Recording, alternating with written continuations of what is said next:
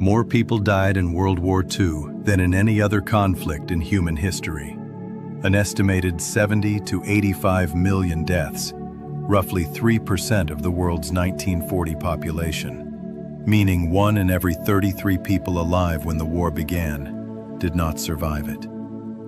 The war lasted 2,194 days, from September 1st, 1939 to September 2nd, 1945, which means an average of approximately 30,000 people died every single day for 6 years, more than 1 death per second, continuously, for the entire duration of the conflict. The Soviet Union alone lost an estimated 27 million people, nearly half of all war deaths, more than the entire population of modern Australia. Losses so catastrophic that Russia's population demographics show the impact even today, generations later. And here's what almost nobody realizes. World War II wasn't simply a continuation of World War I, or an inevitable consequence of the Treaty of Versailles.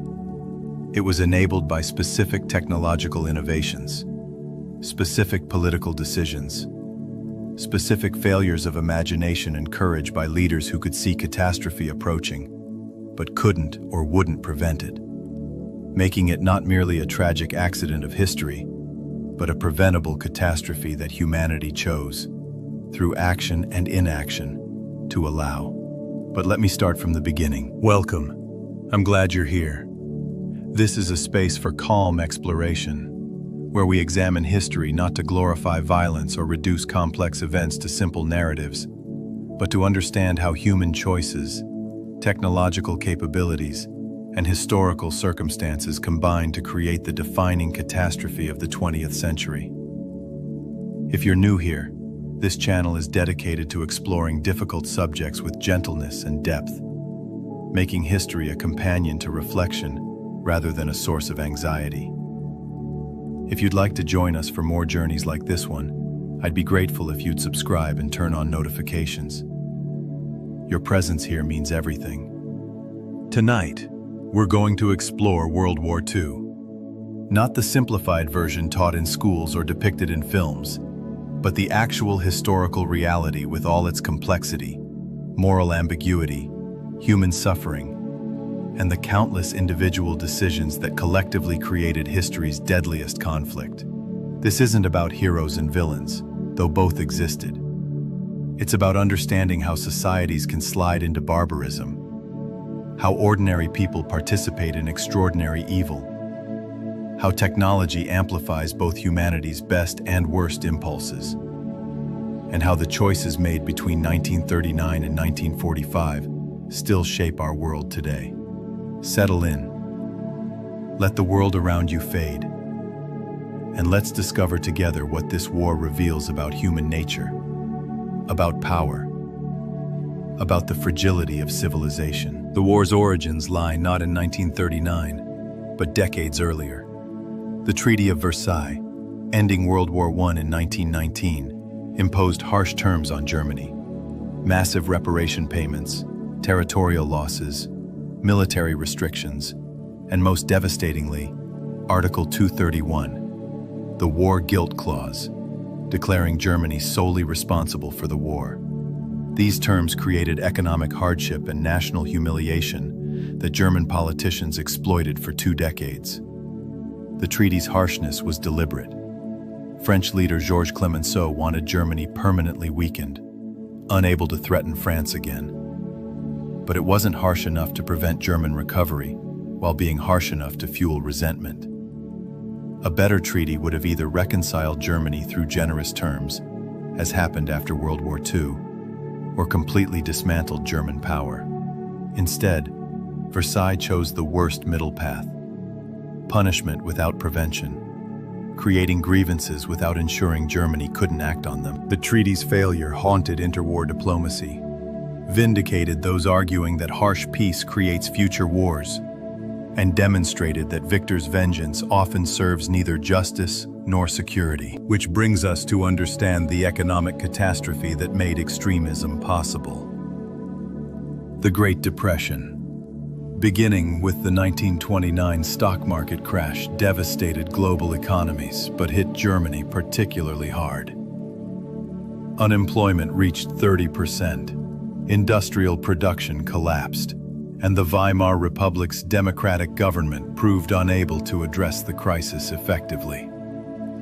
In desperation, millions turned to extremist parties promising radical solutions. Communists on the left, Nazis on the right. Adolf Hitler's National Socialist German Workers' Party grew from fringe movement to largest party through a combination of effective propaganda, street violence intimidating opponents, and exploiting economic suffering by promising employment, national renewal, and scapegoating minorities for Germany's problems. Hitler blamed Jews, communists, and the Treaty of Versailles for German suffering. Simple explanations that resonated with people experiencing genuine hardship. His message was neither subtle nor sophisticated, but it was effective because desperate people sought simple solutions to complex problems. In 1933, Hitler became chancellor through legal means, appointed by President Hindenburg in a coalition government, then rapidly consolidated power, transforming democracy into dictatorship within months. The lesson is chilling. Democracy can be destroyed legally, gradually, with public support, by leaders who understand how to manipulate fear and grievance. And this connects to something remarkable about how fascism spread across Europe. Hitler's Germany wasn't isolated, but part of a broader fascist movement gaining power throughout Europe and beyond. Mussolini's Italy had established fascist rule in 1922, providing a model Hitler adapted. Spain descended into civil war in 1936, with Francisco Franco's fascist forces eventually victorious, with German and Italian support. Japan developed militaristic, expansionist governments sharing fascist characteristics. Authoritarian regimes emerged in Hungary, Romania, Poland, and elsewhere. Meanwhile, the Soviet Union under Stalin represented a different authoritarianism, communist rather than fascist, but equally totalitarian, equally murderous. The 1930s saw democracy retreating globally, replaced by dictatorships of varying ideologies, all characterized by single-party rule, suppression of dissent, militarism, and aggressive nationalism. Why did democracy fail so broadly? Economic crisis undermined faith in liberal capitalism and parliamentary democracy. World War I's carnage discredited the old order. Mass media, radio, and film enabled new forms of propaganda, and democratic leaders proved unwilling to confront rising dictatorships, hoping appeasement would preserve peace. The interwar period demonstrated democracy's fragility, showing that economic security, vigilant defense of democratic norms, and willingness to confront authoritarianism are necessary for free societies' survival. But there's more to Hitler's rise than economic opportunism. Anti-Semitism had deep roots in European culture, predating Hitler by centuries. Medieval pogroms, religious persecution, conspiracy theories about Jewish banking or communism, all provided foundation Hitler built upon. Nazi ideology systematized this hatred, declaring Jews not merely inferior, but existential threats, whose elimination was necessary for Aryan survival.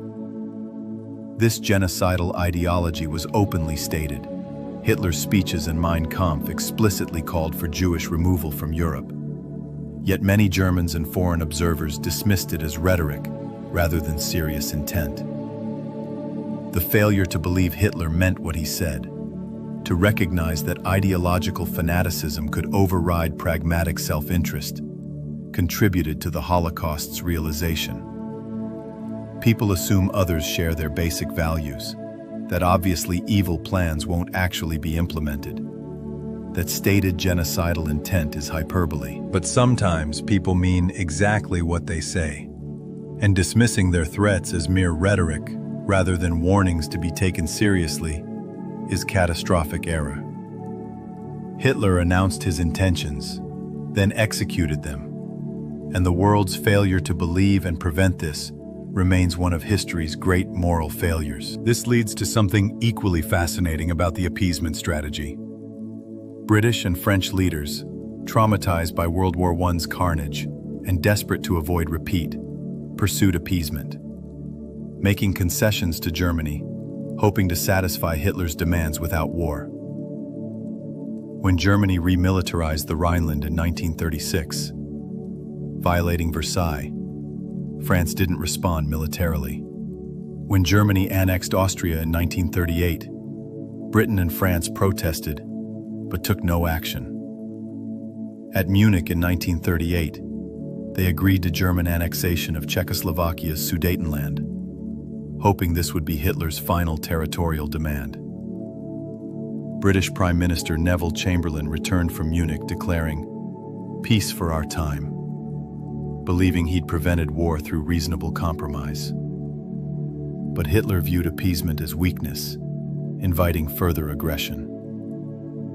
Each concession convinced him that Britain and France wouldn't fight, encouraging more demands. Appeasement failed not because compromise is wrong, but because it misunderstood Hitler's nature. He wasn't rational actor seeking reasonable gains, but ideologue pursuing unlimited expansion. Against such opponents, concessions don't prevent war but delay and worsen it, allowing aggressors to grow stronger while demonstrating that aggression succeeds. Munich became synonym for failed appeasement, teaching that confronting dictators early, even at risk of war, is sometimes wiser than seeking peace at any price. Consider for a moment the Nazi-Soviet Pact of August 1939. Hitler and Stalin, mortal ideological enemies, fascism versus communism, signed non-aggression agreements shocking the world. The pact secretly divided Eastern Europe into spheres of influence, with Germany taking Western Poland and the Baltics eventually going to Soviets, Eastern Poland to Soviets. The agreement gave Hitler security on his eastern border, allowing him to attack Poland without fearing Soviet intervention. For Stalin, it bought time to prepare for eventual German attack he knew would come, while gaining territory in Eastern Europe. The pact demonstrated that ideological enmity yields to strategic interest. Both dictators prioritized expansion over ideological purity. It also sealed Poland's fate. Facing Germany from the west and Soviet Union from the east, Poland had no chance of survival. The cynical division of Eastern Europe between totalitarian powers demonstrated the moral bankruptcy of both regimes, each willing to sacrifice other nations for temporary advantage. When Germany invaded Poland on September 1, 1939, and Soviet Union invaded from the east on September 17th, World War II in Europe began. Triggered by this alliance of convenience between incompatible dictatorships. And alongside this, there's something extraordinary about Poland's impossible situation. Poland had fought for independence after World War I, establishing a democratic republic, but faced threats from both Germany and Soviet Union. Polish military strategy recognized they couldn't defeat Germany alone, and relied on British and French promises of support. When Germany invaded, Britain and France declared war, but provided no effective assistance. No armies marched to Poland's aid. No bombing campaigns struck Germany. No significant military action occurred in the West. This period, called the Phony War, lasted until spring 1940. Months when Britain and France remained at war with Germany, but didn't actually fight, allowing Germany to conquer Poland, consolidate gains, and prepare for Western offensive. Polish forces fought courageously, but were overwhelmed by German blitzkrieg, lightning war, combining tanks, aircraft, and infantry in rapid, coordinated attacks that shattered defensive lines. Within weeks, Poland was defeated. Its government fled into exile, and its territory was divided between Germany and Soviet Union. Polish suffering would continue throughout the war. The country lost roughly 17% of its population, the highest percentage of any nation. Experienced brutal occupation, saw its Jewish population nearly annihilated in the Holocaust, and after the war fell under Soviet domination, despite being on the victorious Allied side. Poland's tragedy demonstrated that formal alliances mean little without will to honor them, that small nations between great powers are expendable, that war's victors aren't always its beneficiaries. This reveals something profound about blitzkrieg tactics. German military strategy emphasized speed, coordination, and psychological shock. Rather than grinding through enemy defenses as in World War I, German forces punched through weak points, penetrated deep behind enemy lines, encircled defensive positions, and created chaos that made organized resistance impossible. Tanks and mechanized infantry provided mobility, while aircraft, particularly Stuka dive bombers, provided close air support and terrorized civilians. The strategy relied on radios for coordination, allowing dispersed units to act cohesively, adapting to changing situations faster than opponents.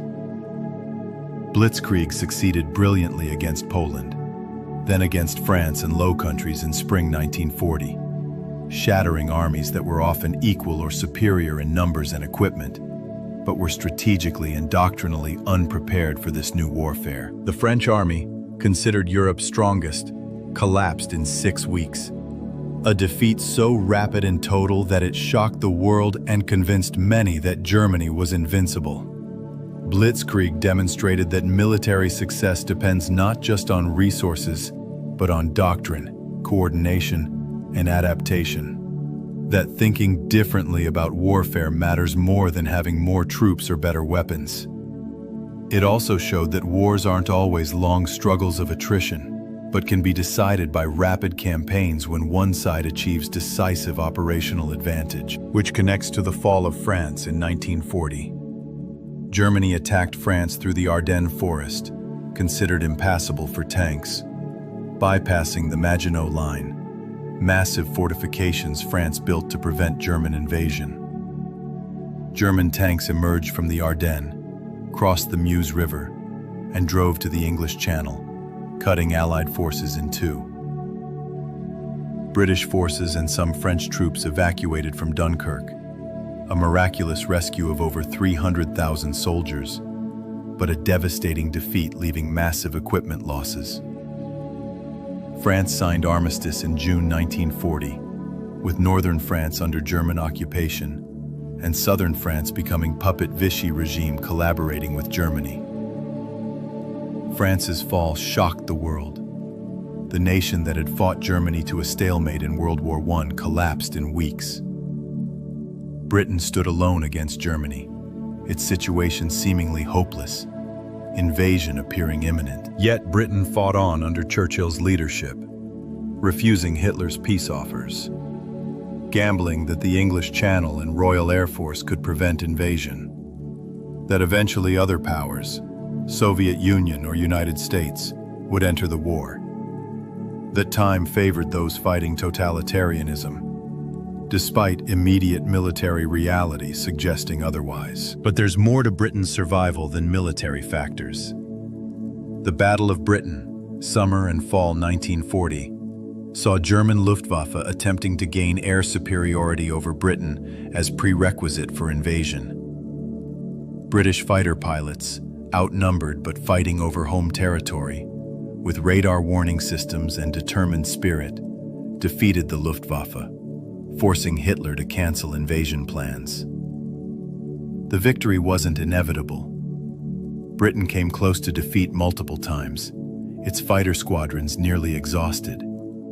But it was achieved through courage, technological advantage in radar, and German strategic errors like switching from attacking airfields to bombing cities. The Blitz, German bombing campaign against British cities, killed 40,000 civilians and destroyed vast areas. but failed to break British morale or war production. Britain's survival mattered enormously. It provided base for eventual Allied invasion of Europe, maintained pressure on Germany, and demonstrated that Hitler could be resisted. Had Britain fallen or sued for peace in 1940, Germany would have dominated Europe unchallenged, potentially making eventual Allied victory impossible. Small nations' resistance, Poland's, Britain's, mattered not through military power, but through moral example and strategic positioning, showing that will to fight matters even when outmatched, that time and circumstance change, that surviving until stronger allies arrive is itself a form of victory. This connects to something deeper about civilian experience during the war. World War II blurred distinctions between combatants and civilians more than previous wars. Strategic bombing targeted cities, killing hundreds of thousands of civilians deliberately. Siege warfare starved entire cities. Leningrad's siege by German forces lasted 872 days, killing perhaps 1 million civilians through starvation and cold. Occupation brought forced labor, food requisitions, arbitrary executions, and for Jews and other targeted groups, systematic extermination. The Holocaust murdered 6 million Jews plus millions of others: Roma, disabled people, political opponents, Soviet prisoners of war, an industrialized genocide unprecedented in human history. In Asia, Japanese occupation forces committed atrocities throughout China and Southeast Asia.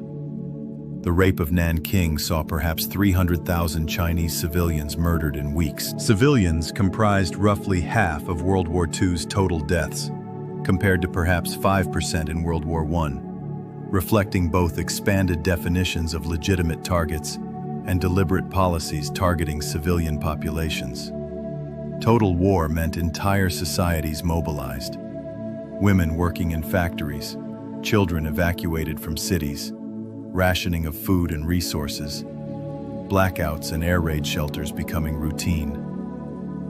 The war penetrated everyday life in ways previous conflicts hadn't, making home front and battlefront indistinguishable, turning civilians into targets and participants simultaneously. And as you settle deeper now, imagine Europe in 1941, Germany controlling territory from France to Poland, Britain battered but surviving, neutral nations trying to avoid involvement, and two massive powers not yet engaged. The Soviet Union remained Germany's uncomfortable ally, despite Hitler's open ideological hatred of communism and plans for Eastern expansion. The United States provided material support to Britain while officially maintaining neutrality, its entry into the war still uncertain.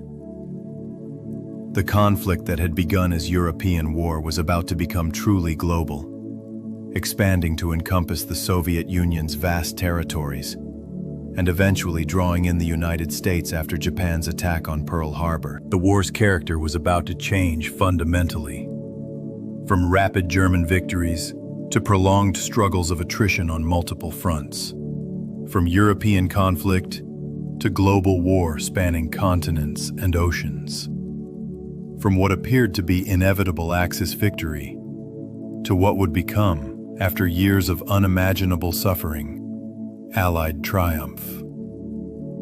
But none of that was foreseeable in 1941 when Germany stood at the height of its power, controlling more European territory than any power since Napoleon, seemingly invincible despite Britain's survival. The turning points: Operation Barbarossa invading the Soviet Union, Pearl Harbor bringing America into the war, still lay ahead, and with them, the transformation of the conflict into the total war that would reshape the entire world. Operation Barbarossa, Germany's invasion of the Soviet Union, beginning June 22, 1941, was the largest military operation in human history. Over 3 million German and Axis troops attacked along a front stretching nearly 2,000 miles from the Baltic to the Black Sea. supported by thousands of tanks and aircraft, advancing rapidly through Soviet territory in the war's opening weeks. Hitler believed the Soviet Union would collapse quickly. He called it a rotten structure that would fall apart once kicked in. Initial results seemed to confirm this. German forces destroyed thousands of Soviet aircraft, encircled and captured millions of Soviet soldiers, advanced hundreds of miles within weeks. But the Soviet Union didn't collapse. Despite catastrophic losses, despite military leadership decimated by Stalin's purges of the 1930s, despite massive territorial losses, the Soviet state endured, evacuated industry eastward, mobilized reserves, and prepared to fight on. The invasion's scale was matched by its brutality. German plans called for deliberately starving millions of Soviet civilians and prisoners to death, treating Slavic populations as subhuman, viewing the war not as conventional military conflict but as racial extermination campaign. The Eastern Front would claim perhaps 30 million lives, predominantly Soviet, making it history's deadliest theater of war. A conflict of annihilation exceeding anything experienced in the West. Which brings us to understand why Germany ultimately failed in the East, despite initial success. The invasion's logistics were flawed from the beginning. German supply lines stretched hundreds of miles. Soviet roads were poor and became impassable mud during autumn rains. And harsh winter conditions arrived before German forces could take Moscow. German troops lacked winter equipment because Hitler expected victory before winter. Soviet resistance stiffened as forces retreated toward vital centers. The defense of Moscow in winter 1941, though costly, prevented the capital's fall. Soviet space and population absorbed German attacks. Even massive losses didn't eliminate Soviet military capacity, because the country could draw on vast reserves of manpower and resources. Soviet industrial evacuation eastward, beyond German reach, maintained war production. And Soviet weather, autumn mud and winter cold, repeatedly halted German offensives, exposing Wehrmacht troops to conditions they weren't equipped for. Germany's fundamental error was underestimating Soviet resilience, treating the invasion as another blitzkrieg campaign, when it required the sustained total war effort Germany couldn't maintain while fighting Britain, and, after December 1941, the United States. The invasion transformed World War II from German triumphs to a grinding war of attrition Germany couldn't win. And this connects to something remarkable about the Battle of Stalingrad. The battle, lasting from August 1942 to February 1943, became the war's turning point. Germany sought to capture Stalingrad for strategic reasons.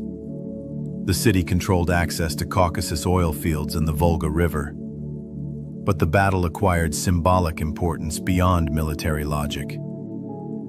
Hitler demanded the city's capture. Stalin ordered it held at any cost. And both leaders' prestige became invested in the outcome.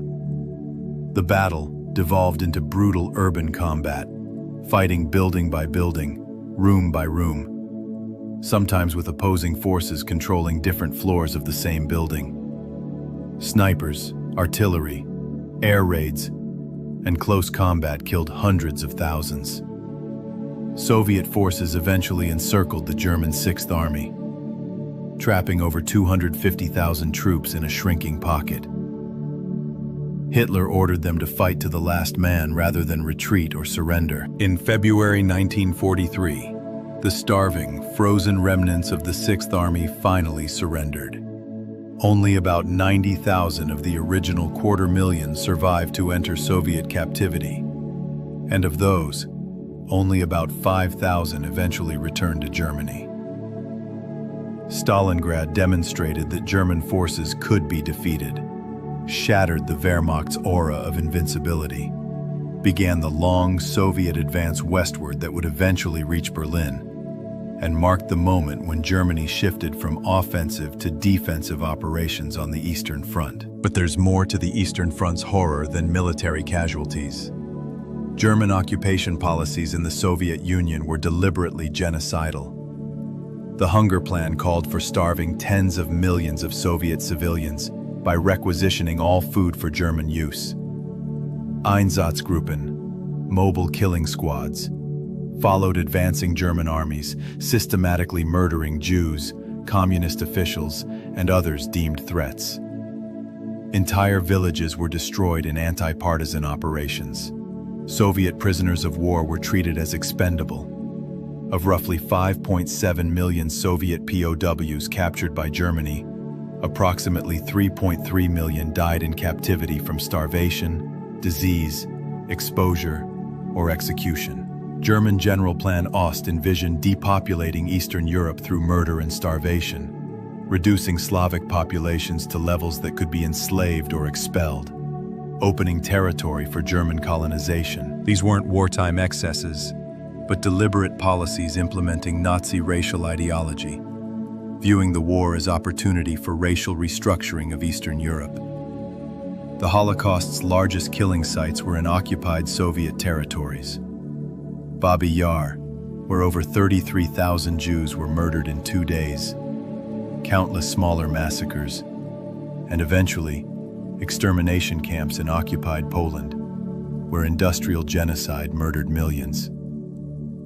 The Eastern Front was simultaneously conventional military conflict and racial extermination campaign, making it qualitatively different from the war in the West, where German occupation was harsh, but not openly genocidal, except toward Jews. This leads to something equally fascinating about the Holocaust's implementation. The genocide evolved gradually, rather than beginning with full-scale extermination. Initially, Nazi policy emphasized forced emigration, making Germany Judenrein, cleansed of Jews, by pressuring them to leave.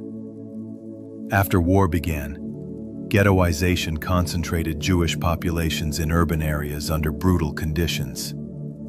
Mobile killing squads murdered Jews in occupied Soviet territories. But these methods were insufficient for Nazi aims. Shooting was psychologically taxing for killers, too visible, too slow. In 1941 to 1942, Nazi leadership decided on systematic extermination using industrial methods. Extermination camps, Auschwitz, Treblinka, Sobibor, others, were built specifically for mass murder, using poison gas to kill efficiently and cremation to dispose of bodies. Jews from across occupied Europe were transported in cattle cars, arriving at camps where most were immediately gassed, with only small numbers selected for forced labor. The system functioned bureaucratically: railway timetables, meticulous record-keeping, industrial killing processes, making genocide routine administrative matter. Thousands participated: camp guards, railway officials, bureaucrats processing deportation orders, industrialists supplying Zyklon B gas, creating diffusion of responsibility, where each participant could claim they were following orders, doing paperwork, operating trains, not personally killing.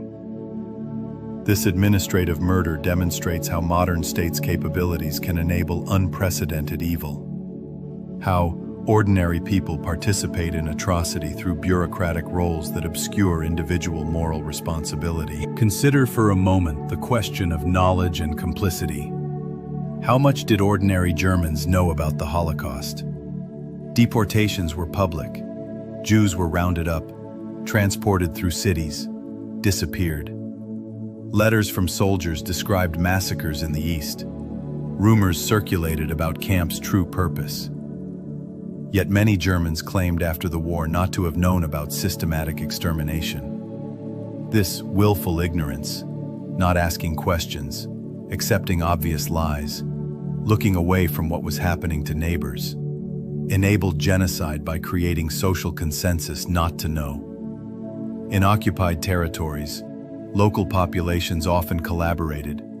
Polish, Ukrainian, Lithuanian, French collaborators identified Jews, guarded ghettos, sometimes participated directly in killings. Others risked their lives hiding Jews, righteous among nations, recognized by Israel for rescue efforts, demonstrating that helping was possible though dangerous. The spectrum of responses, from active perpetration through passive complicity to heroic resistance, shows that people always have choices, that circumstance and authority don't completely determine behavior, that moral courage was possible even in totalitarian systems. The Holocaust happened not just because of Nazi ideology, but because millions across Europe, through action or inaction, allowed it to happen, raising uncomfortable questions about what ordinary people are capable of when social norms collapse and authority sanctions atrocity. And alongside this, there's something extraordinary about resistance movements across occupied Europe. Despite military defeat, underground resistance networks formed in France, Poland, Yugoslavia, Greece, Norway, and elsewhere. Resistance took many forms: intelligence gathering for allies, sabotage of industry and transportation, armed attacks on occupiers, underground press maintaining morale, escape networks for Allied pilots and persecuted civilians. Some resistance movements developed into substantial military forces. Yugoslav partisans under Tito fielded armies fighting German forces. Polish resistance maintained elaborate underground state parallel to the occupation government. French resistance provided crucial intelligence for D-Day invasion and rose up to help liberate Paris. Resistance fighters faced brutal reprisals. Captured resistors were tortured and executed. Entire villages destroyed in retaliation for resistance activity. The question of resistance's military effectiveness versus its moral significance remains debated. Most resistance movements couldn't seriously threaten German control militarily, but they maintained hope, demonstrated that occupation wasn't accepted, tied down occupation forces, and preserved national honor for liberated peoples after the war. For individuals, joining resistance meant risking torture and death, yet thousands made that choice, demonstrating courage and moral clarity in circumstances where submission would have been easier and safer. Which connects to the Pacific War's different character. Japan's expansionism, driven by desire for resources and territory, military dominance, and ideology of Asian liberation from Western colonialism, created conflict throughout East and Southeast Asia. Japan's attack on Pearl Harbor, December 7, 1941, brought the United States into the war, transforming the conflict into truly global struggle.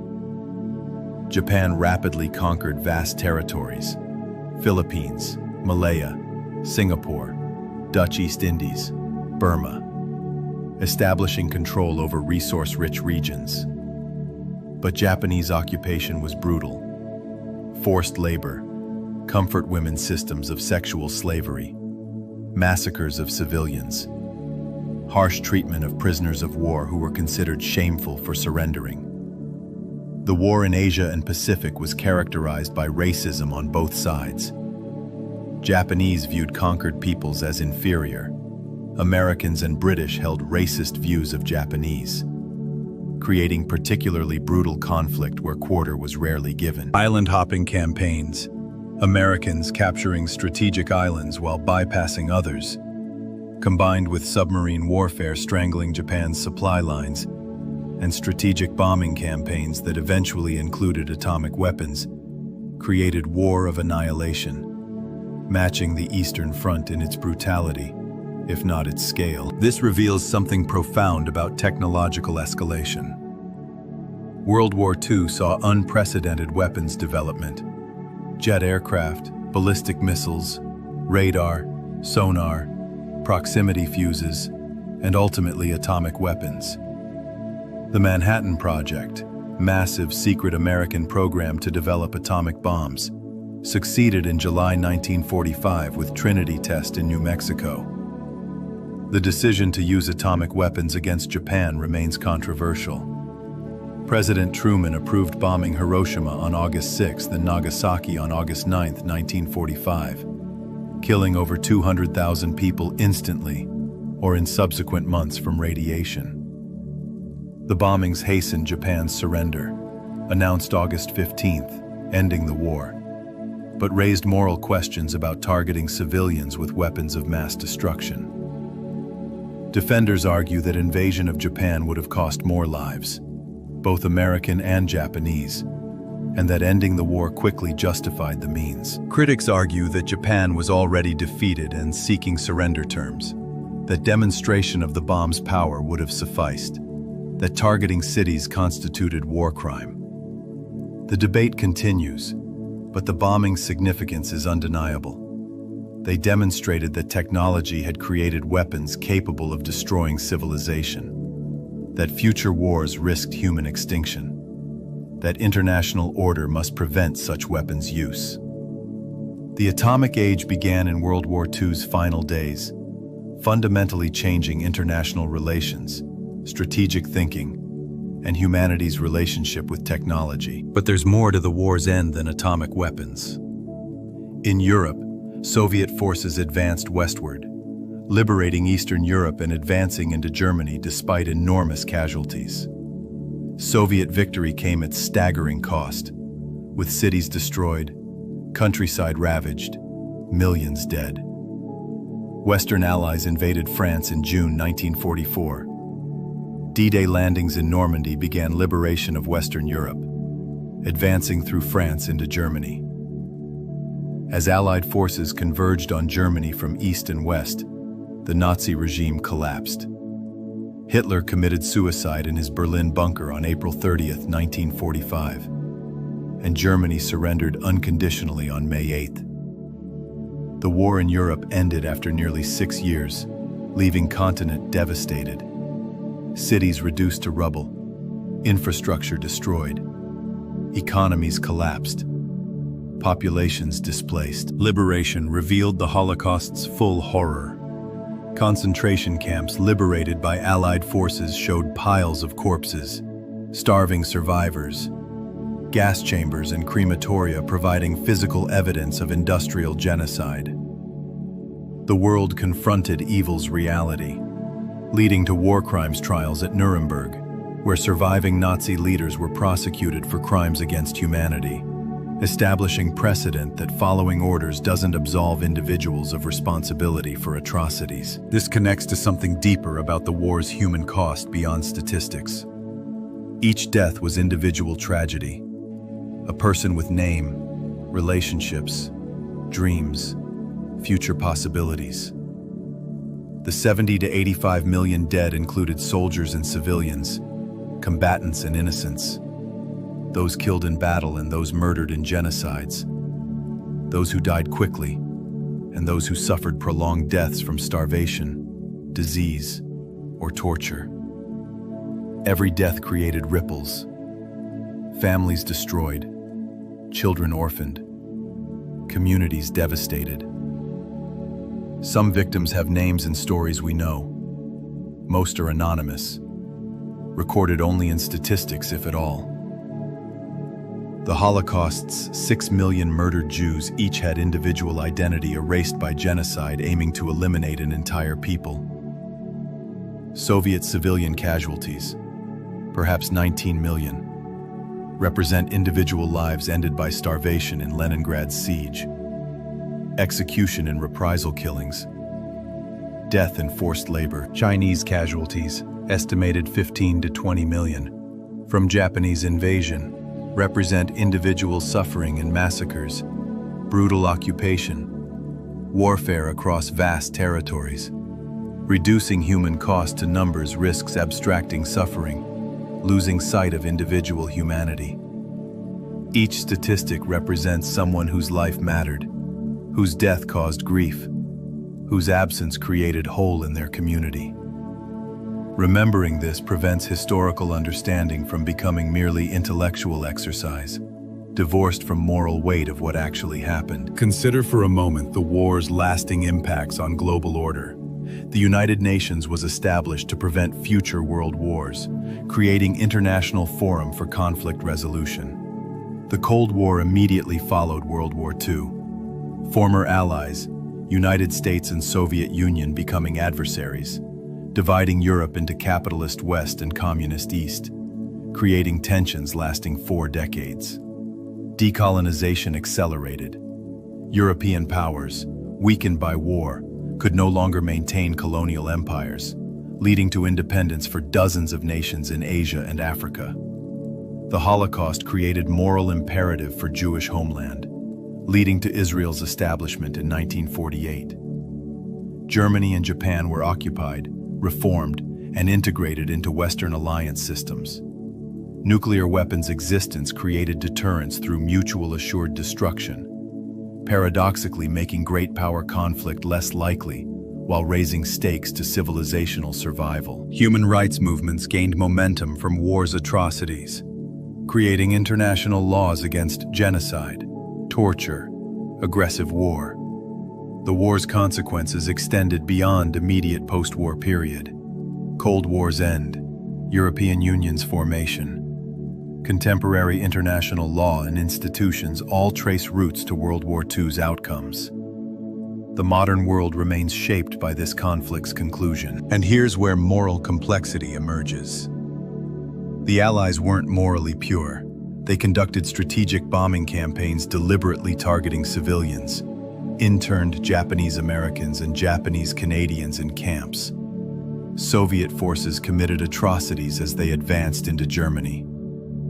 The good versus evil narrative, while containing truth about Nazi ideology's unique evil, simplifies complex reality, where all sides committed acts that would today be considered war crimes.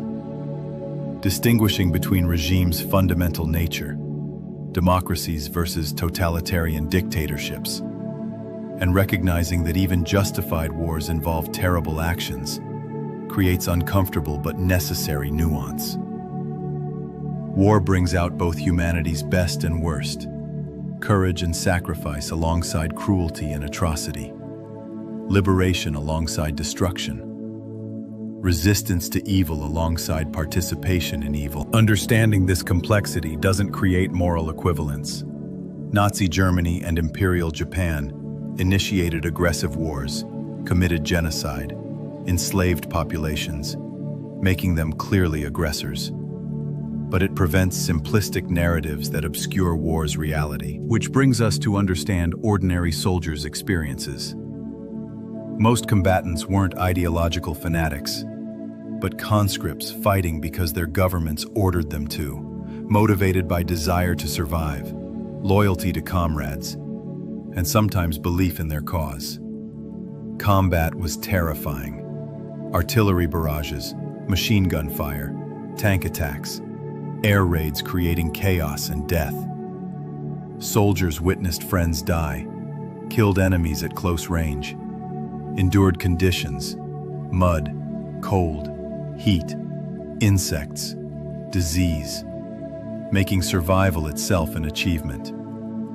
Many suffered psychological trauma, what was then called shell shock or battle fatigue, now recognized as PTSD.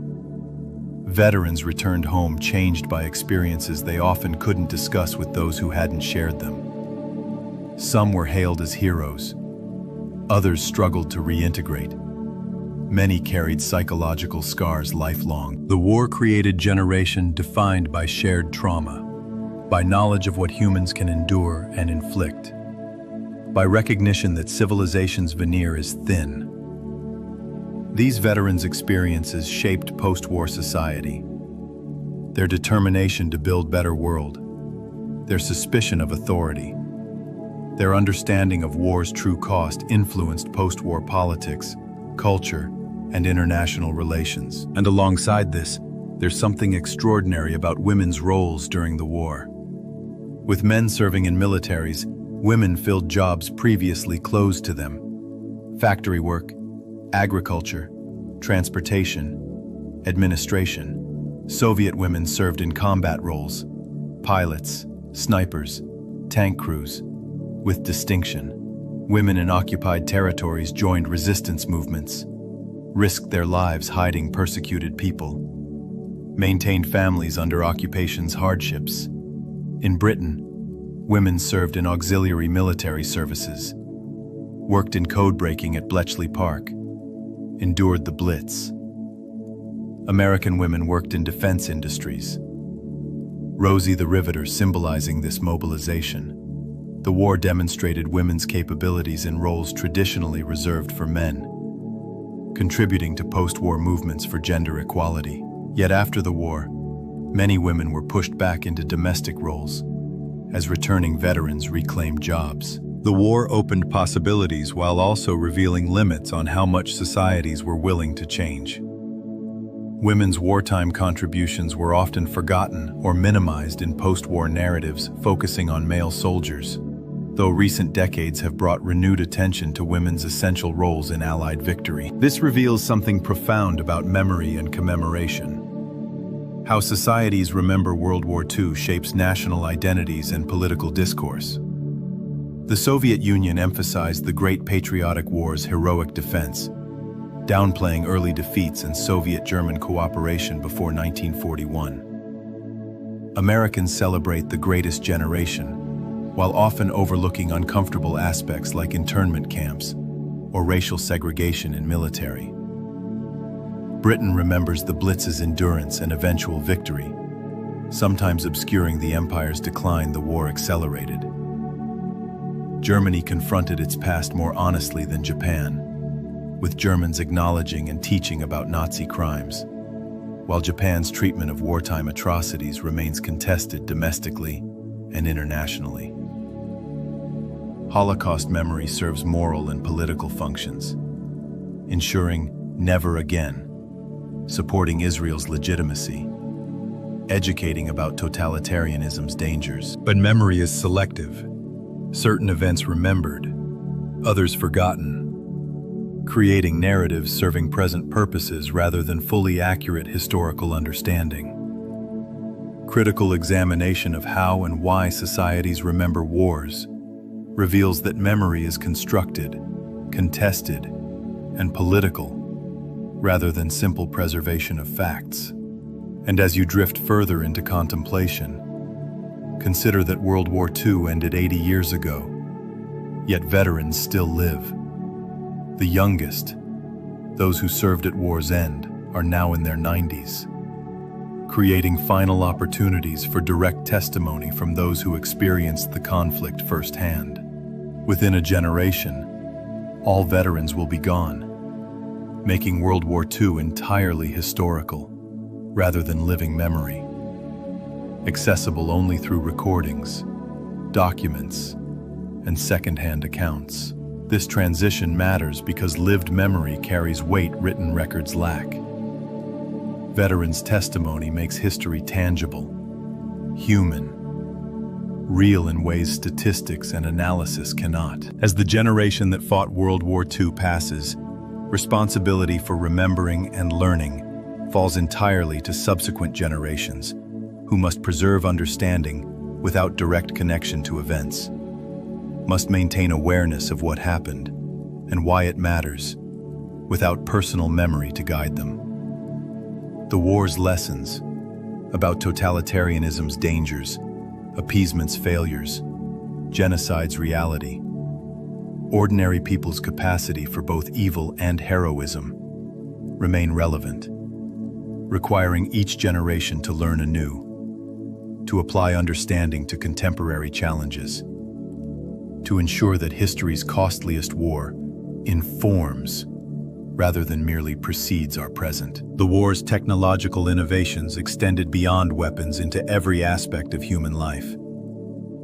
Penicillin, discovered before the war but mass-produced during it, revolutionized medicine and saved countless lives both during and after the conflict. Radar technology, developed for detecting aircraft, became foundation for modern electronics and telecommunications.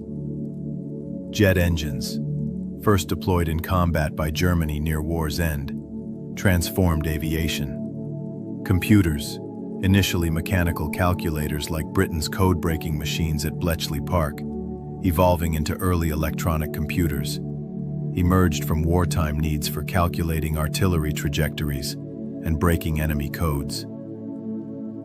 Synthetic rubber, developed when Japan's conquests cut off natural rubber supplies, created entire new materials science. Blood plasma preservation and transfusion techniques, antibiotics, improved surgical methods, all emerged from military medicine's demands. Nuclear technology, whether for weapons or later peaceful energy, fundamentally arose from wartime Manhattan Project. The war accelerated technological development by decades in many fields, concentrating resources and urgency on problems that might otherwise have advanced gradually. This demonstrates that crisis drives innovation, that urgent necessity creates breakthroughs, but also that many technologies' origins lie in warfare's demands, raising questions about the relationship between human progress and human violence. Which brings us to understand the intelligence war fought alongside conventional military operations. Code breaking became crucial. British cryptanalysts at Bletchley Park, led by Alan Turing and others, cracked German Enigma codes, providing ultra-intelligence that gave allies advanced knowledge of German plans, shortening the war perhaps by years. Breaking Japanese codes enabled American victory at Midway. Knowing Japanese plans allowed outnumbered American forces to ambush the Japanese fleet, destroying 4 carriers and shifting Pacific War's momentum. Espionage networks operated across occupied Europe. SOE agents in Britain coordinated with resistance movements. Soviet spy rings penetrated Western governments and the Manhattan Project. Double agents provided misleading information. Deception operations like Operation Fortitude convinced Germans that D-Day invasion would target Pas-de-Calais rather than Normandy, keeping German forces away from actual invasion beaches. Intelligence gathering involved enormous resources. Thousands of personnel analyzing intercepted communications, running agent networks, developing photo reconnaissance capabilities.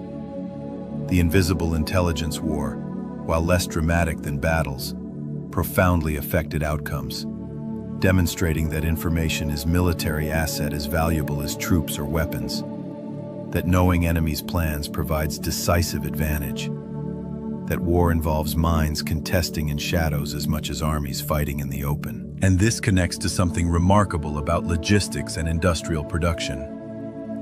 Wars are won not just on battlefields but in factories, shipyards, and supply chains. America's industrial capacity, protected by ocean distances from aerial attack, able to convert peacetime production to wartime needs, became decisive. American factories produced 300,000 aircraft, 88,000 tanks, 2,700 Liberty ships, countless trucks, weapons, ammunition. Soviet industry, evacuated eastward beyond German reach, maintained production despite enormous losses. Britain, though bombed, kept factories running. Meanwhile, Germany and Japan struggled with resource shortages, strategic bombing targeting industry, and inability to match Allied production. Germany's late-war wonder weapons, jet fighters, V-2 rockets, were technologically advanced but came too late, and in insufficient numbers to affect the war's outcome. Japan's industry, dependent on imported resources, collapsed under submarine warfare and bombing. The war demonstrated that modern industrial warfare requires not just military brilliance, but economic capacity to sustain forces. That maintaining supply lines, producing weapons and ammunition, feeding armies, fueling vehicles, matters as much as tactical skill. Logistics determines what's possible strategically, making economic power as important as military power in total war. But there's more to wartime production than statistics. Women and minorities entered workforces in unprecedented numbers. African Americans migrated north to industrial cities seeking factory jobs, beginning demographic shifts continuing post-war. Mexican workers came to America through Bracero program, addressing agricultural labor shortages. Japanese American internees paradoxically served in segregated military units, while their families remained imprisoned. The 442nd Regimental Combat Team, becoming most decorated unit in American military history. The contradictions of fighting totalitarianism while maintaining racial segregation, imprisoning citizens based on ethnicity, and discriminating against women, revealed gaps between democratic ideals and practice. The war created pressures for civil rights reform that accelerated post-war. Veterans returned expecting equality they'd fought for abroad. Women demanded recognition of capabilities they'd demonstrated. Colonial subjects who'd fought for European powers demanded independence. War mobilization's social changes, while often reversed immediately after conflict ended, planted seeds for post-war social movements that would transform societies in subsequent decades. This leads to something equally fascinating about propaganda and media. All sides used propaganda to maintain morale, demonize enemies, and shape public perception. Governments controlled information. Censorship prevented negative news from undermining support, while propaganda emphasized victories, minimized defeats, and portrayed enemies as subhuman threats. Films, posters, radio broadcasts, newspapers, all became instruments of psychological warfare. Nazi Germany's propaganda, under Goebbels, used modern media techniques to shape German public opinion, hiding Holocaust's reality from general population while promoting war enthusiasm. Allied propaganda depicted Axis forces as barbaric, justifying total war and unconditional surrender demands. Soviet propaganda emphasized patriotic defense of the motherland, while obscuring regime's brutality toward its own people. Japanese propaganda promoted martial spirit and willingness to die for the emperor. The propaganda often contained elements of truth. Nazi Germany was indeed barbaric. Japanese forces did commit atrocities, but simplified complex realities into stark good versus evil narratives. Mass media's power to shape perception, combined with government control, meant populations on all sides received carefully curated information supporting their government's objectives. Critical thinking became difficult when all sources presented consistent messages, when questioning official narratives was treasonous, when evidence contradicting propaganda was suppressed or dismissed as enemy lies. Consider for a moment the question of military strategy's morality. Strategic bombing deliberately targeted civilian populations, aiming to break morale, disrupt industry, and create chaos. British and American bombing campaigns against German cities killed hundreds of thousands. Hamburg, Dresden, and many others suffered firestorm raids causing mass casualties. The distinction between military and civilian targets blurred. Factories produced weapons, but workers were civilians. Destroying transportation affected military logistics, but also civilian food supplies. Bomber crews faced terrible casualties themselves. Life expectancy for bomber crews was short, with many lost to anti-aircraft fire, fighters, or mechanical failures. Was strategic bombing justified? It demonstrated to occupied populations that Germany could be hurt, diverted German resources to air defense, and disrupted industry. But its effectiveness remains debated. German industry recovered quickly from raids, morale didn't break, and the resources used for bombing might have been more effective elsewhere. The moral cost: deliberately killing civilians, destroying cultural heritage, inflicting terror, must be weighed against military benefits. Similar questions apply to submarine warfare, blockades causing starvation, and other tactics affecting civilians.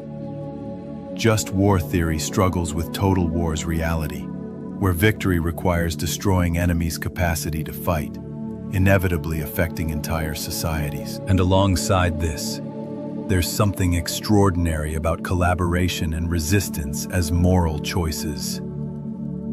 In occupied territories, people faced impossible situations. Collaborate and survive, resist and risk death, or try to remain neutral in circumstances making neutrality impossible. Some collaborated actively. Vichy France governed in cooperation with Germany. Volunteers from occupied countries joined German military units. Local populations participated in Holocaust. Motivations varied. Ideological sympathy with fascism, opportunism, coercion, or belief that collaboration minimized occupation's harshness. But collaboration meant complicity in atrocities, betraying fellow citizens, supporting evil for personal or perceived national benefit. Resistance meant endangering oneself and others. Reprisals killed innocent hostages. Families of resistors faced punishment. Yet resistance preserved moral clarity, rejected occupation's legitimacy, maintained hope and dignity. Most people tried to survive, neither actively collaborating nor heroically resisting, just enduring and hoping for liberation. Judging these choices from comfortable distance is easy. Understanding them requires recognizing the impossible situations occupation created, where every choice had moral cost and personal danger. This reveals something profound about justice and retribution after war. Nuremberg trials prosecuted surviving Nazi leaders for crimes against humanity, establishing precedents in international law. The trials affirmed that individuals are responsible for actions, even when following orders, that aggressive war is crime, that genocide violates fundamental human rights. But the trials also raised questions. Was Victor's justice fair? Soviet judges sat in judgment, despite Stalin's crimes being comparable to Hitler's. Many Nazi perpetrators escaped justice, fled to South America, were protected by Cold War considerations, or simply weren't prosecuted due to limited resources. Lower-level perpetrators, concentration camp guards, bureaucrats who processed deportations, mostly escaped serious punishment, returning to normal lives. In Japan, Emperor Hirohito wasn't prosecuted despite his role, maintaining him as symbol of continuity. Unit 731. Japanese biological warfare unit conducting horrific experiments on prisoners, received immunity in exchange for research data. Justice was incomplete, selective, sometimes sacrificed to political expediency. Yet, the principle that individuals can be held accountable for state crimes, that following orders doesn't absolve responsibility, that international law can address atrocities. These represented progress, creating framework for later war crimes prosecutions and international criminal court, which connects to the massive population displacements war created. Tens of millions became refugees, fleeing advancing armies, expelled from homelands, displaced by border changes. Germans fled or were expelled from Eastern Europe as Soviet forces advanced and post-war borders shifted. Perhaps 12 to 14 million ethnic Germans forced from homes in Poland, Czechoslovakia, elsewhere, with hundreds of thousands dying in the process. Poles were expelled from territories annexed by Soviet Union, moving into former German territories. Survivors of concentration camps, called displaced persons, couldn't or wouldn't return to homes where entire communities had been murdered. Many Jews sought to reach Palestine despite British restrictions. Forced repatriation of Soviet citizens to Stalin's USSR resulted in executions or gulag sentences for many deemed traitors for being captured or living under German occupation. The reshaping of Europe's ethnic geography through forced population movements created more homogeneous nation-states, but at enormous human cost. People torn from ancestral homes, deaths from exposure and violence during transfers, trauma of losing everything. The ethnic cleansing accompanying war's end is often overlooked in narratives of liberation and victory, yet it affected millions, creating refugee crises continuing for years after fighting ended. But there's more to understanding the war's complexity. Different theaters had different characters. The Eastern Front's ideological war of annihilation differed from the Western Front's more conventional warfare. The Pacific War's island campaigns and atomic conclusion differed from European campaigns. China's war with Japan, beginning in 1937, predated World War II's European start, but eventually merged with larger conflict. The war in North Africa, fighting in Italy, campaigns in Southeast Asia, each had distinct characteristics, strategic significance, and human experiences. Reducing World War II to single narrative obscures this diversity, loses understanding of how different participants experienced different wars simultaneously. Soviet soldiers fighting in Stalingrad had utterly different experiences than American Marines in the Pacific, French resistance fighters, British civilians during the Blitz, or Chinese civilians under Japanese occupation. Each deserves recognition.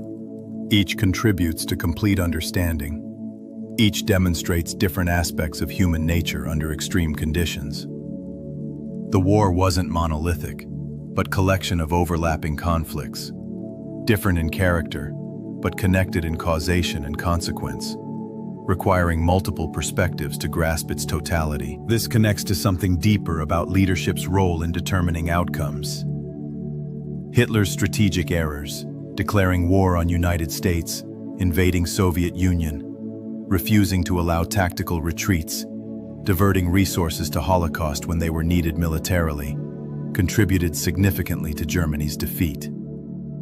Stalin's paranoid purges weakened the Red Army before war began, but his ruthless determination and willingness to accept casualties enabled Soviet survival and victory. Churchill's oratory and steadfastness maintained British morale when defeat seemed inevitable. Roosevelt's political skill brought America into the war and maintained Allied coalition despite tensions. Eisenhower's organizational abilities coordinated complex Allied operations. Zhukov's military competence delivered Soviet victories. Conversely, poor leadership worsened outcomes. Chamberlain's appeasement emboldened Hitler. French military leadership's rigid thinking contributed to rapid defeat. Japanese military leadership's refusal to acknowledge defeat prolonged suffering unnecessarily.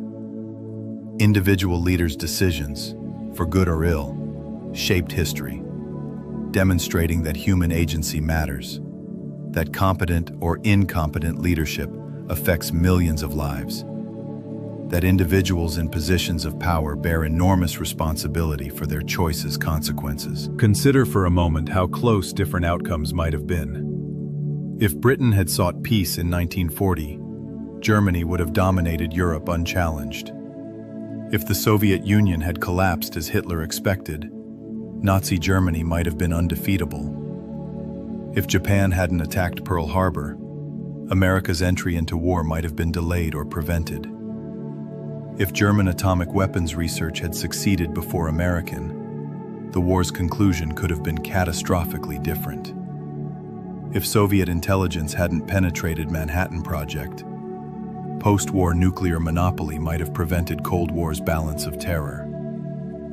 Many outcomes that seem inevitable in retrospect were actually contingent on specific decisions, accidents, and circumstances that could have gone differently. History is path-dependent. Earlier choices constrain later options, creating trajectories that seem predetermined, but actually resulted from accumulated contingencies. Understanding this contingency prevents fatalism, recognizes human agency's role in shaping history, and suggests that different choices might have created different futures. The world we inhabit resulted from specific outcomes of World War II, but alternate worlds resulting from different outcomes were possible, reminding us that history isn't inevitable progression, but product of countless human choices. And here's where understanding becomes personal. Many listening to this had grandparents or great-grandparents who lived through World War II, who served in militaries, worked in factories, survived bombings, endured occupation, or fled as refugees. Their experiences shaped them in ways affecting subsequent generations. Trauma transmitted through families, political views formed by wartime experiences, geographical locations determined by displacement, opportunities created or destroyed by the war's outcomes. The war isn't just history, but living memory in families. Stories passed down, photographs of uniforms and ration books, medals and newspaper clippings preserved in drawers. This personal connection makes the war relevant beyond historical interest. It's part of family history, part of how our world came to be as it is, part of why national borders, international institutions, and political ideologies exist in their current forms. Understanding World War II means understanding the world our grandparents' generation created through their choices, sacrifices, and actions, recognizing that we live in worlds shaped by their experiences of humanity's deadliest conflict. This reveals something profound about memory's duty. As World War II passes from living memory to history, ensuring that lessons are learned and remembered becomes crucial. The Holocaust demands never again. Recognition of what humans are capable of, vigilance against genocidal ideology, commitment to protecting vulnerable populations. The war's outbreak demonstrates appeasement's dangers and the necessity of confronting aggression before it becomes overwhelming. The total war's devastation shows the importance of preventing conflicts from escalating, of maintaining international institutions that make war less likely. The atomic weapons use reveals humanity's capacity for self-destruction and the necessity of preventing nuclear war. Veterans' sacrifices deserve honor, but war itself shouldn't be glorified. Recognizing courage while acknowledging horror, respecting those who fought while working to prevent future wars. History's value lies not just in remembering what happened, but in applying those lessons to present challenges, recognizing patterns that might lead to repetition, making choices informed by past mistakes and successes. And as you drift deeper into rest, consider that World War II, despite its enormity, represents just one chapter in ongoing human story. The conflict emerged from specific historical circumstances. World War I's unresolved tensions, economic depression, failed diplomacy, technological capabilities enabling total war, ideological extremism finding mass support. The war's conclusion created new circumstances: Cold War, decolonization, nuclear age, international institutions, human rights consciousness that shaped subsequent decades and continue influencing our present. But the fundamental questions the war raised remain relevant. How do societies prevent democratic backsliding into authoritarianism? How is genocide prevented? When should democracies confront dictatorships? And when should they seek accommodation? How is the balance between security and liberty maintained? What obligations do people have when their governments commit atrocities? These aren't just historical questions, but living ones, requiring each generation to answer anew based on changing circumstances. World War II provides case study, warning, and inspiration, showing both humanity's worst impulses and finest moments, revealing capacity for evil and for courage, demonstrating that choices matter and that vigilance, moral clarity, and willingness to defend values are necessary for civilization's survival. The psychological aftermath of World War II extended far beyond physical destruction. Soldiers returned with what we now recognize as post-traumatic stress disorder. Nightmares, flashbacks, emotional numbness, difficulty reintegrating into civilian life. Many couldn't speak about their experiences, burying trauma that manifested in alcoholism, domestic violence, or simply silent suffering that shaped family dynamics for decades. Concentration camp survivors faced impossible task of rebuilding lives after losing families, communities, everything familiar. Many couldn't return to places where neighbors had betrayed them, where every street held memories of those who didn't survive. Children who experienced the war, evacuees separated from parents, those who grew up in bombed cities, orphans who lost entire families, carried psychological scars into adulthood, affecting how they raised their own children, creating intergenerational transmission of trauma that researchers are still studying today. The concept of collective trauma emerged from World War II's aftermath. Entire societies wounded, processing loss and horror on national scales, creating shared experiences that define generations. Germany grappled with collective guilt. Japan struggled with victimhood versus responsibility. Occupied nations processed collaboration and resistance. Victorious nations celebrated while grieving enormous losses. The war's psychological legacy proved as lasting as its physical and political consequences, which brings us to understand the immediate post-war chaos. Europe in 1945 was a landscape of destruction. Cities reduced to rubble, infrastructure shattered, millions displaced, economies collapsed, governments transitional or absent. Food shortages threatened starvation. Disease spread through refugee camps. Orphan children roamed city streets. Black markets replaced normal commerce. The winter of 1946-47 was particularly harsh, causing additional suffering to already desperate populations. Marshall Plan, American initiative providing economic aid to rebuild Europe, addressed humanitarian crisis while also serving American strategic interests by preventing communist expansion and creating markets for American goods. The aid was offered to all European nations, including Soviet-controlled ones, but Stalin rejected it for Eastern Europe, beginning the continent's division into Western and Soviet spheres. Japan faced similar devastation.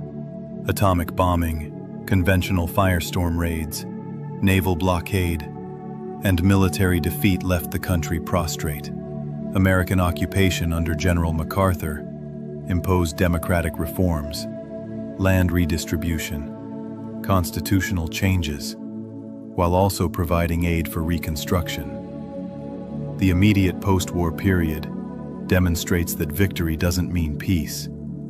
It creates new challenges, new suffering, new questions about how to rebuild shattered societies and prevent future conflicts. And this connects to something remarkable about the Cold War's immediate emergence. Even before World War II ended, tensions between Soviet Union and Western allies were apparent. Stalin's determination to control Eastern Europe for security, his suspicion of Western intentions, and ideological hostility created conflicts over Poland's government, Germany's future, and Eastern Europe's political orientation. Churchill's Iron Curtain speech in 1946 acknowledged that Europe was dividing into communist East and capitalist West. Germany's partition into zones, American, British, French in the West, Soviet in the East, hardened into permanent division, with Federal Republic in West and Democratic Republic in East. Berlin, deep in Soviet zone but also divided, became Cold War's symbol. blockaded by Soviets in 1948, supplied by Western airlift, eventually physically divided by a wall. The shift from alliance against Nazi Germany to Cold War confrontation happened remarkably quickly. Within 2 years of war's end, former allies were adversaries, beginning 4 decades of tension, proxy wars, arms races, and nuclear standoff. World War II's conclusion didn't bring lasting peace, but rather established conditions for different kind of conflict. One where direct confrontation between superpowers was prevented by nuclear weapons' destructive power, making conventional wars between major powers obsolete, while enabling numerous smaller conflicts fought as ideological struggles between capitalism and communism. But there's more to the post-war world than superpower rivalry. Decolonization accelerated dramatically. Colonized peoples who'd fought for European powers demanded independence, arguing that freedom, defended in Europe, should extend to colonies. European powers, weakened by war, couldn't maintain empires. India gained independence in 1947, partitioned into India and Pakistan, amid violence killing hundreds of thousands. Indonesia declared independence from Netherlands.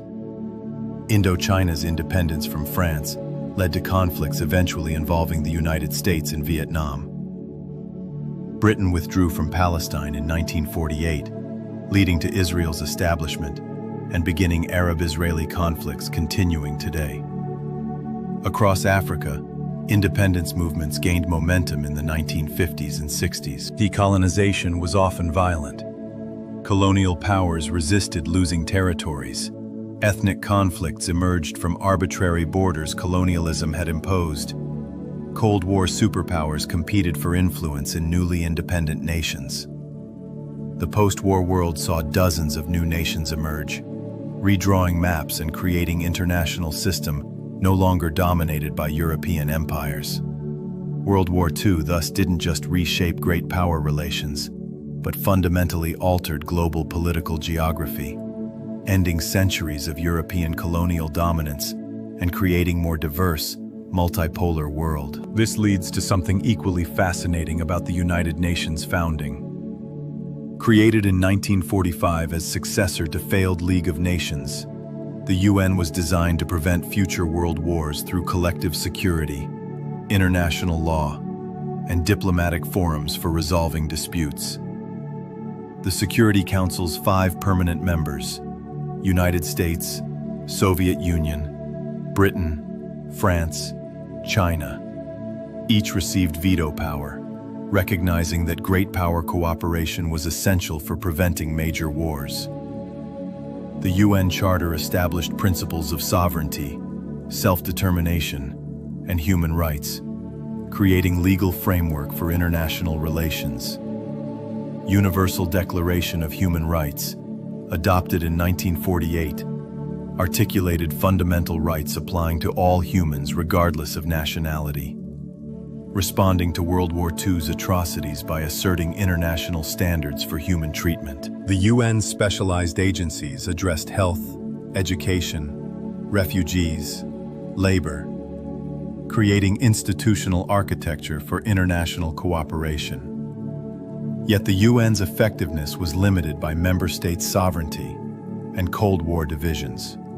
Security Council often deadlocked by superpower vetoes. General Assembly recommendations lacked enforcement mechanisms, and international law remained subordinate to national interests. Still, the UN represented an ambitious attempt to create rules-based international order, preventing aggression through collective action, establishing that certain acts, genocide, aggressive war, crimes against humanity, violate universal standards transcending national boundaries. Consider for a moment the nuclear age. World War II initiated. The Manhattan Project created weapons capable of destroying civilization, fundamentally changing international relations and military strategy. Nuclear weapons made great power war unthinkable. Direct conflict between nuclear-armed nations risked mutual annihilation, creating deterrence based on assured destruction rather than defense. Arms races developed. Both superpowers built enormous arsenals, each capable of destroying the other many times over, creating absurd situation where security came from vulnerability, where safety required accepting that attack meant suicide for both parties. Nuclear testing. Atmospheric tests conducted in Pacific Nevada and elsewhere exposed populations to radiation, created environmental damage, and demonstrated weapons' growing power, as thermonuclear bombs thousands of times more powerful than Hiroshima bomb were developed. The threat of nuclear war permeated Cold War consciousness. Civil defense drills, fallout shelters, duck and cover films creating culture of nuclear anxiety. Arms control efforts, nuclear test ban treaty, strategic arms limitation talks, nuclear non-proliferation treaty, attempted to manage nuclear risks, with mixed success. The nuclear age transformed humanity's relationship with technology, demonstrating that scientific progress could create existential threats, that species survival required restraint and wisdom, that war between major powers had become potentially terminal event for civilization. And alongside this, there's something extraordinary about how different societies processed their wartime experiences. Germany confronted its Nazi past through Vergangenheitsbewältigung, coming to terms with the past, teaching about Holocaust and Nazi crimes, paying reparations to Israel, maintaining concentration camps as memorial sites. This wasn't immediate. West Germany's early years saw former Nazis in positions of power, public reluctance to confront crimes. But by the 1960s and after, Germany became model for facing historical evil honestly. Japan's reckoning was more complicated. Occupation imposed democratic reforms and pacifist constitution. But many Japanese saw themselves as victims of atomic weapons and conventional bombing, with less acknowledgement of Japanese atrocities in Asia. Yasukuni Shrine, honoring war dead, including convicted war criminals, remains controversial, and history textbooks' treatment of wartime atrocities is contested domestically and creates tensions with China and Korea. Soviet Union celebrated Great Patriotic War as heroic defense, while obscuring Stalin's crimes, the Nazi-Soviet Pact, and early disasters. This selective memory served political purposes, legitimizing communist rule, maintaining national pride, but prevented honest historical reckoning. In Britain and America, triumphalist narratives emphasized victory and heroism, while sometimes overlooking moral complexities. Each nation's memory construction served contemporary political and psychological needs, demonstrating that historical understanding is always filtered through present concerns. This reveals something profound about justice's incompleteness. Most perpetrators of World War II's atrocities were never punished. Simply too many people participated for comprehensive justice. Death camp guards returned to normal lives. Bureaucrats who organized deportations continued careers. Soldiers who committed massacres went unpunished. This wasn't just oversight, but practical necessity. Prosecuting millions would have been impossible, and many countries chose societal reconciliation over retribution. But this meant victims lived in the same communities as perpetrators, encountered their persecutors on streets, had to accept that justice would never fully be served.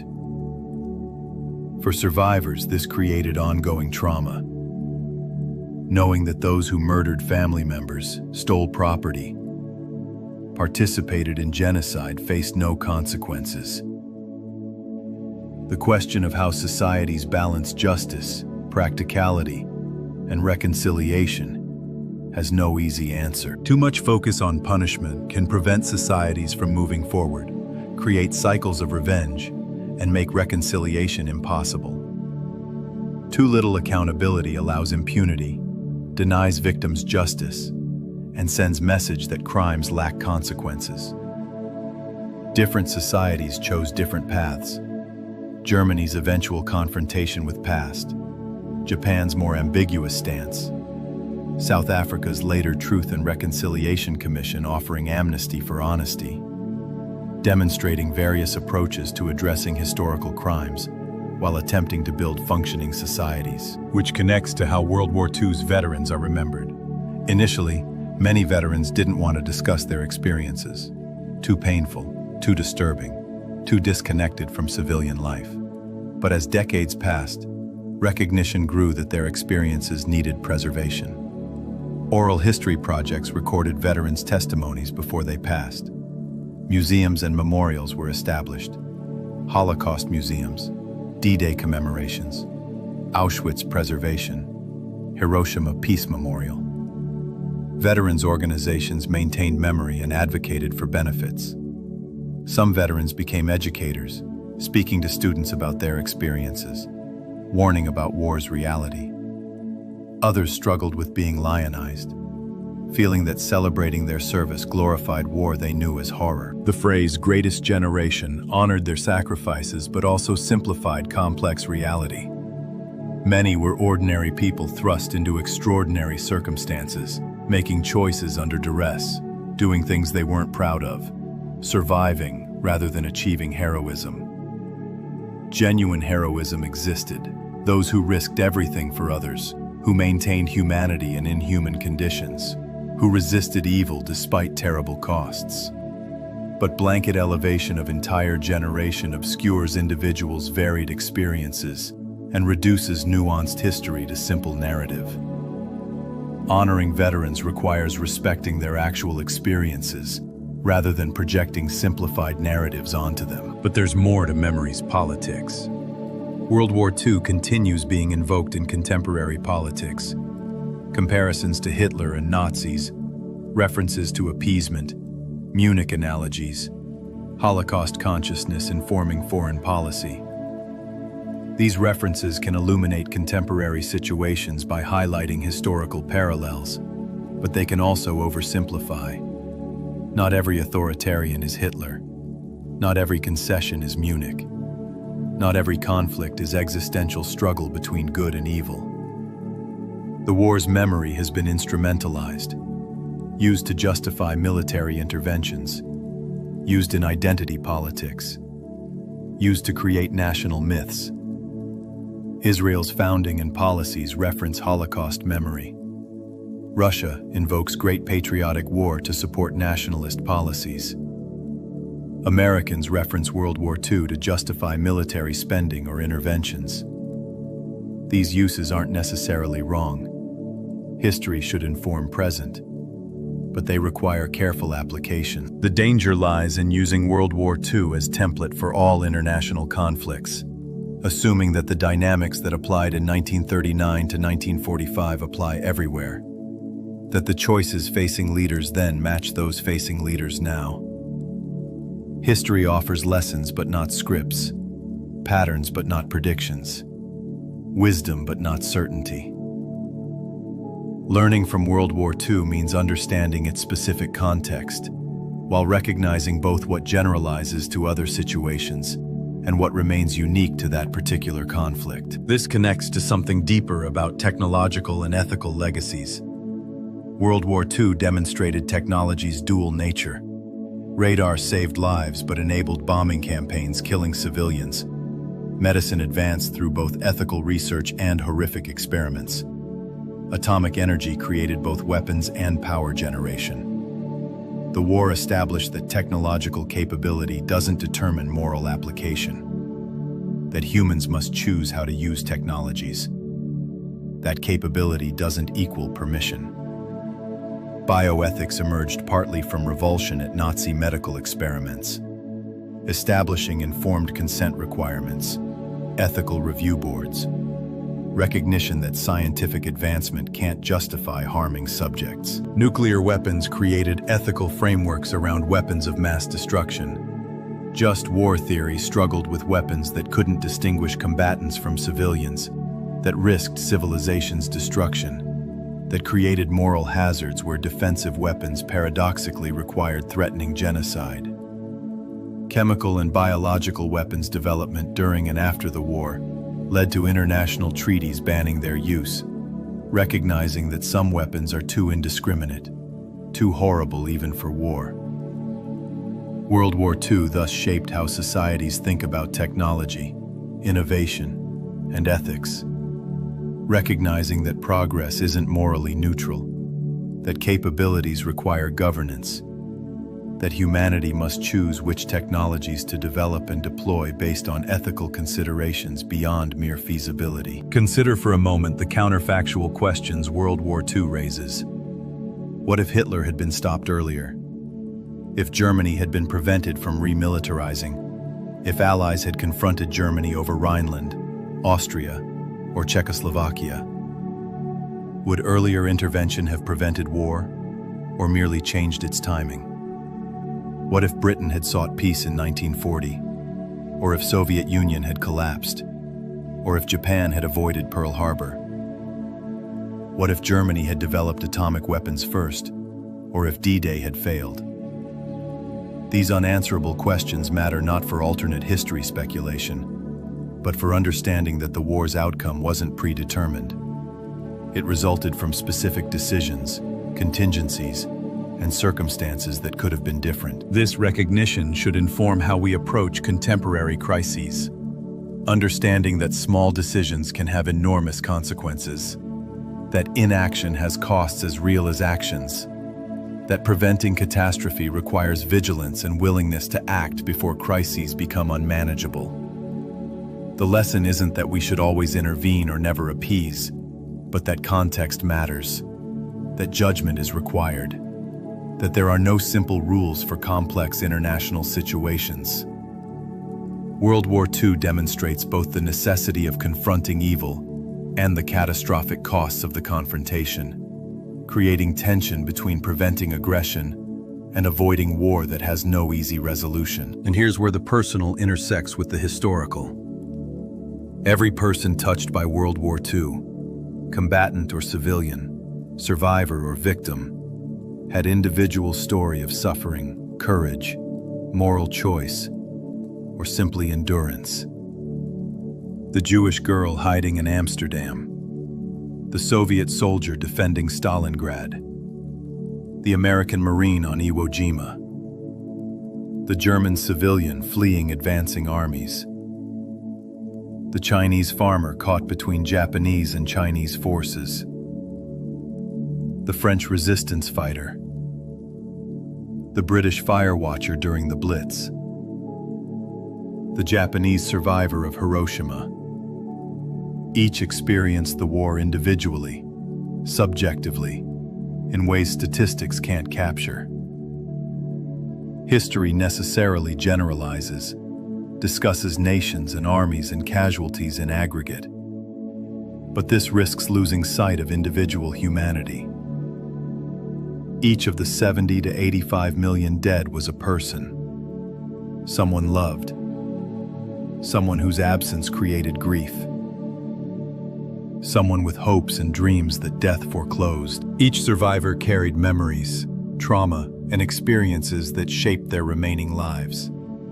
The war happened to individuals, not to abstractions, and understanding it requires holding both perspectives simultaneously. The macro view of strategy, causes, and consequences, alongside the micro view of individual experience, suffering, and agency. This reveals something profound about war itself as human phenomenon. World War II demonstrates war's costs in ways that should give pause to anyone contemplating military conflict. The deaths, destruction, suffering, trauma, all in service of political objectives that might have been achievable through other means if leaders had shown wisdom and courage earlier. The war also demonstrates that sometimes military force becomes necessary, that appeasing aggression invites more aggression, that evil, unchecked, expands, that some situations require violent confrontation despite its costs. The tension between these truths creates moral complexity. Neither absolute pacifism nor casual acceptance of war as policy tool reflects reality's nuance. Understanding World War II means recognizing both that the war was necessary to defeat Nazi Germany and Imperial Japan, and that earlier actions might have prevented the necessity, and that even necessary wars create horrors that should make societies extremely reluctant to resort to violence.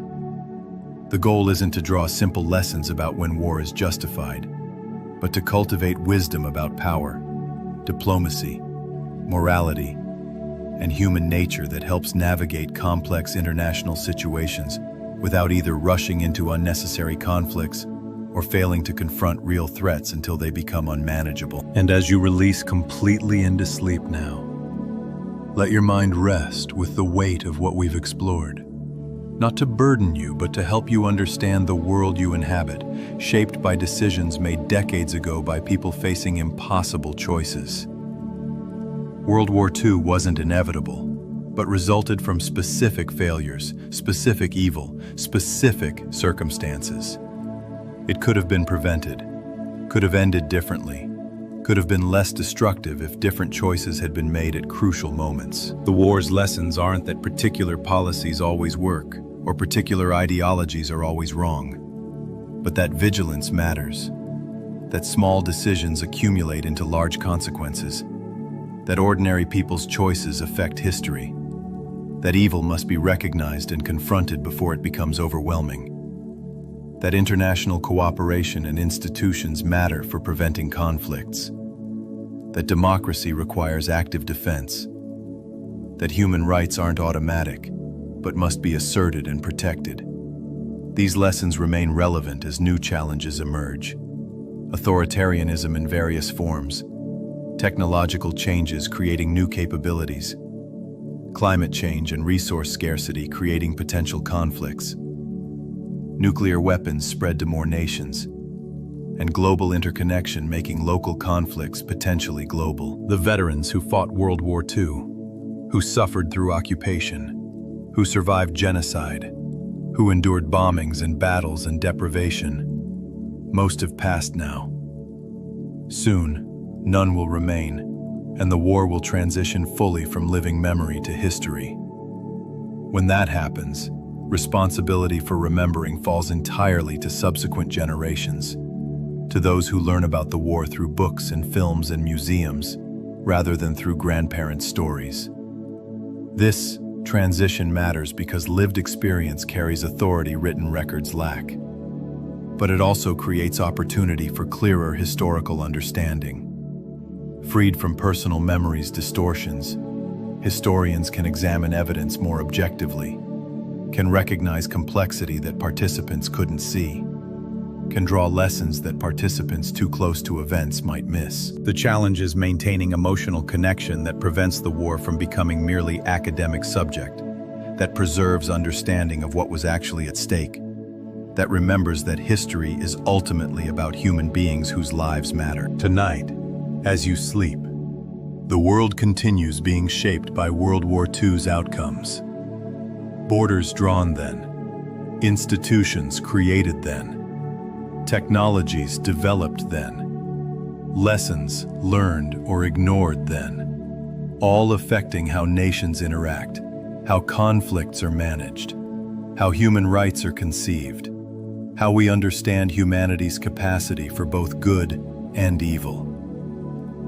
We live in post-war world, even 8 decades later, still grappling with questions the war raised, still applying lessons it taught, still trying to prevent its repetition while honoring those who suffered and died.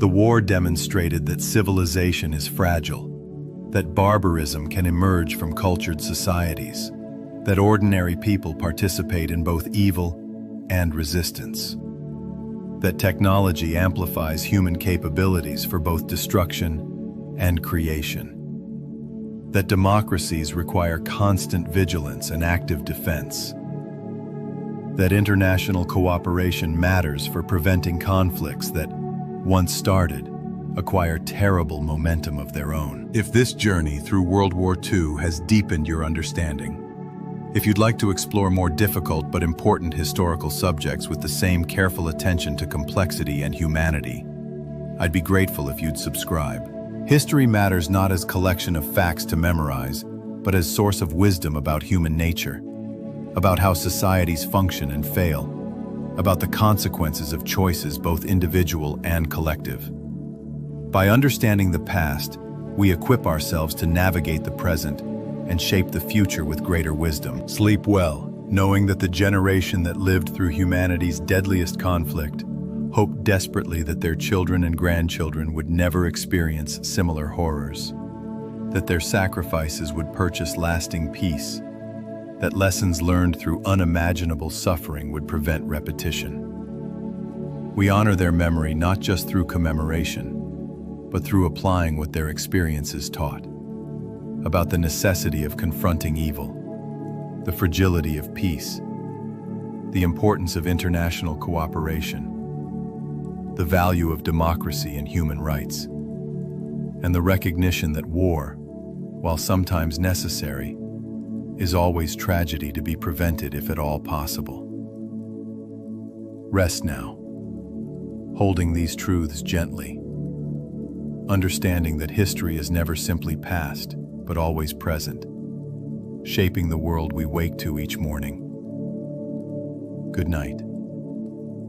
Sleep well.